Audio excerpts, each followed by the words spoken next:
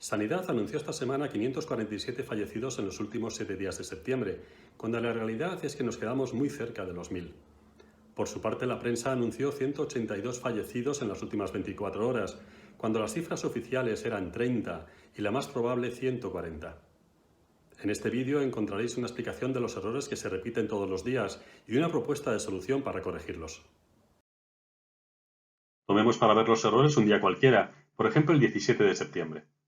Ese día Sanidad anunció 419 muertos en los últimos 7 días, cuando en realidad se superaban los 700. La prensa, por su parte, anunció 162 fallecidos en las últimas 24 horas, cuando la cifra oficial era de 19 y la realidad 130. Como veis, las cifras que nos dan Sanidad y la prensa son tan malas que daría igual si se las inventaran. Veamos la rueda de prensa de Sanidad por si os queda alguna duda.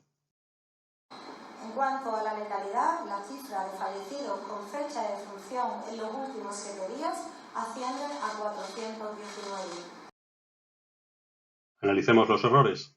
El detalle de Sanidad indicaba el día 16 esos 419 fallecidos en los últimos 7 días. Lo malo es que esas cifras están totalmente desactualizadas. Solo una semana después, la cifra de aquella semana ya había subido a 595 y ayer a 601, es decir, un 50% superior a la cifra que dio Sanidad en su rueda de prensa. Y esto sucede todos los días sin excepción, no fue un error puntual. Una alternativa que se utiliza bastante es recurrir a los datos de las comunidades autónomas. Una recopilación fiable de sus datos arrojaba el día 16 un total de 620 fallecidos para esa misma semana.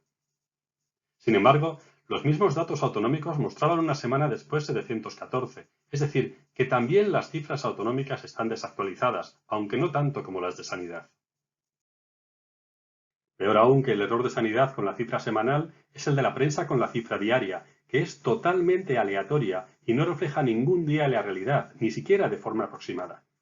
Es descorazonador ver las enormes fluctuaciones en las cifras que se publican, 130 un día, 240 al siguiente, 80 al siguiente, etc., sin que ningún medio las cuestione ni Sanidad salga a desmentirlas. La causa de este error permanente es la siguiente.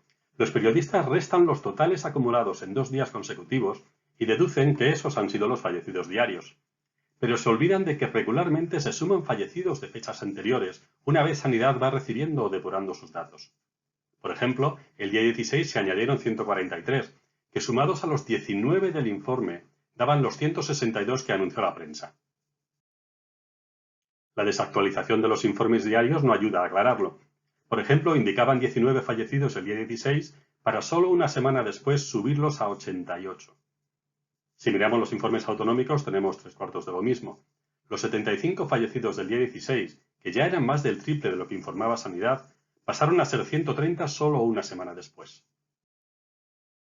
Otra alternativa muy utilizada es aplicar medias de los últimos 7 o 14 días, pero los errores de los días más recientes son tan grandes que aún así se incurre en enormes equivocaciones, como las que veis en el gráfico. Los que utilizaron la media de 7 días se equivocaron en un 100% con respecto a la cifra real conocida unos días más tarde, y los que utilizaron la media de 14 días se equivocaron en un 60%. Este error con las cifras medias es muy importante, porque últimamente se están anunciando descensos significativos en las cifras de contagios, pero si elimináis este efecto, esos descensos no se están produciendo realmente.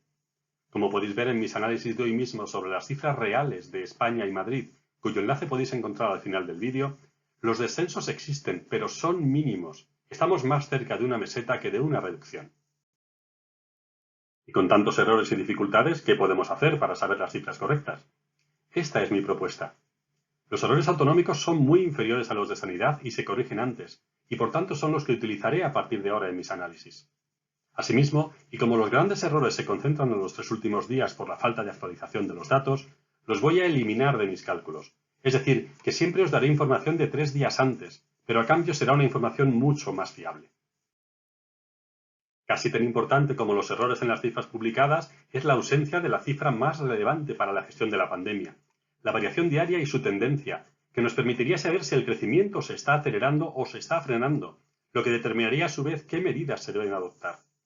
Esta variable no forma parte de los criterios que el Gobierno central y los regionales están discutiendo en este momento. Un grave error.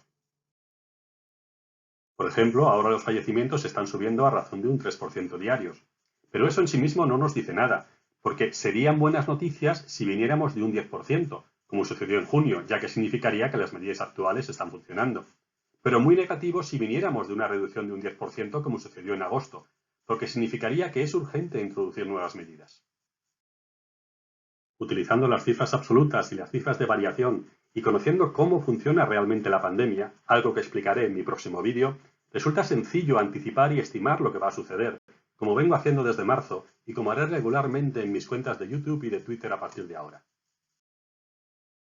En los vídeos cuyo enlace podéis encontrar al final de este o directamente en mi canal de YouTube, podéis encontrar las cifras actuales de España y de Madrid aplicando estos criterios.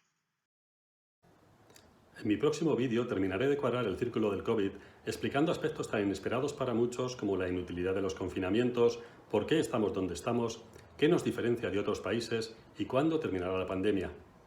Espero que lo encontréis interesante.